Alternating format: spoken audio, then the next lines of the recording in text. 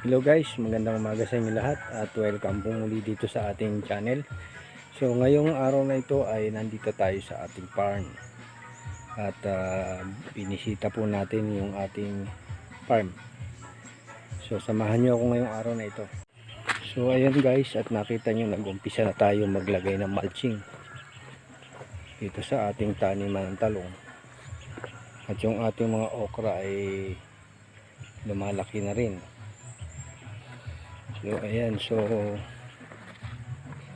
mag-uumpisa na siguro tong mamulaklak ng iba dito. Ayan, makikita natin guys, so may bunga na siya. Ang okra natin yung iba. Itong okra po mabilis lang talaga tong mamunga. Kaya po maganda rin itanim ito. Una-una hindi alagain. Yun nga lang, medyo maliit yung ating space dito sa pagtatanim ng okra. At saka kung minsan mura din ang okra at hindi gan kadami ang bumibili nito. Kasi sa mga lutuin, sinigang, bibili mga ilang piraso lang. Hindi kagaya ng talong, mas maraming bumibili nito. Ayan. Kaya lang ang problema natin dito, yung ating punla guys. Ayan. So marami po ang namatay doon sa ating mga punla. Na supposed to be, tatanim na natin sana to. Kaya lang namatay pa siya. May mga ilan naka-recover. Hindi ko alam kung bakit. Ang suspecha ko sa paglalagay ko ng abono. Kaya babaguhin natin yung ating sistema ngayon. Nagpunla ako ng bago. Dito bali ano na ito, itong punla natin na ito ay pang 2 days ngayon. Ayan, so after 3 to 4 days tatanggalin natin yung cover. Makikita nyo na tinatabunan ko siya muna pagkalagay ng buto.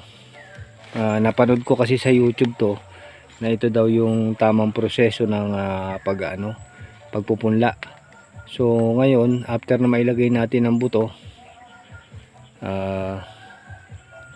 tinabunan muna natin siya ng 3 to 4 days. At saka kung makikita nyo, pati po yung bubong, yung UV plastic natin, tinabunan din natin. At makita nyo malilim sa loob.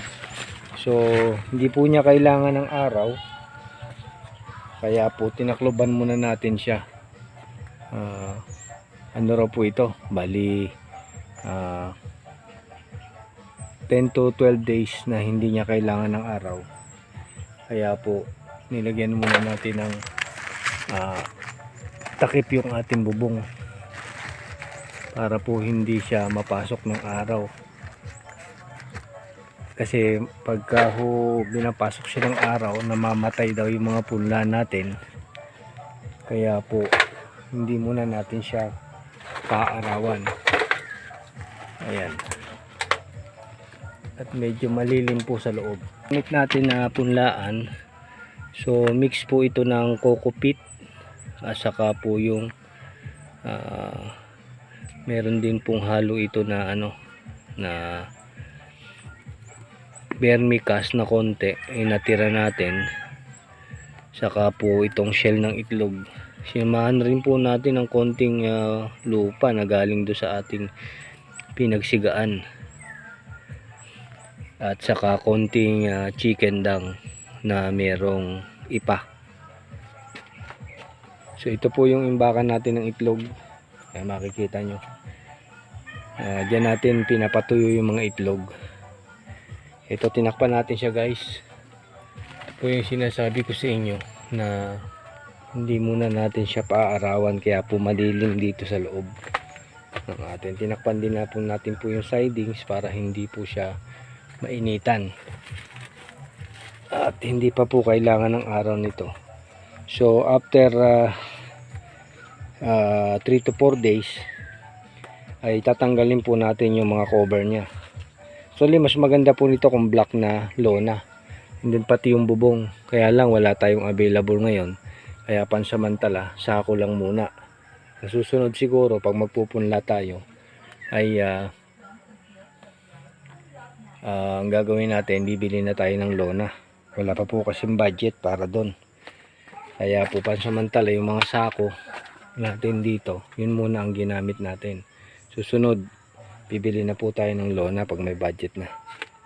So ayan yung na talong natin. Bali Thursday ngayon, so sa Sunday tatanggalin na po natin yung mga cover. Tumubo man siya o hindi, so tatanggalin na natin kasi umpisa na po mag-sprout yung ating mga buto.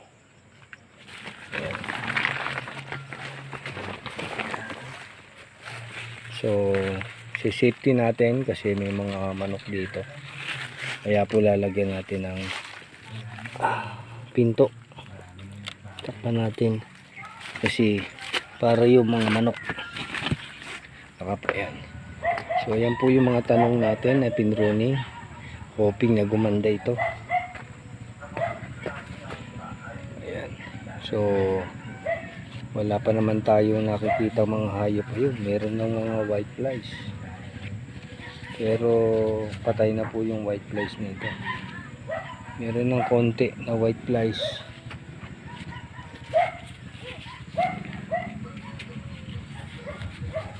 Ayan. At pati yung ating bagong tanim medyo lumalaki na. Sana naman makabawi tayo dito after na ma-pruning natin.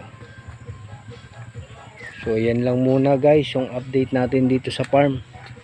At kung meron po kayong comment ay paki-comment lang po sa comment box. At kung bago po kayo dito sa ating channel ay paki-like and share and paki-subscribe na rin po ang ating channel para naman po matulungan nyo ang ating channel na makapag-upload tayo ng mas marami pang video. So hanggang sa muli guys, maraming salamat sa panonood at ingat po palagi.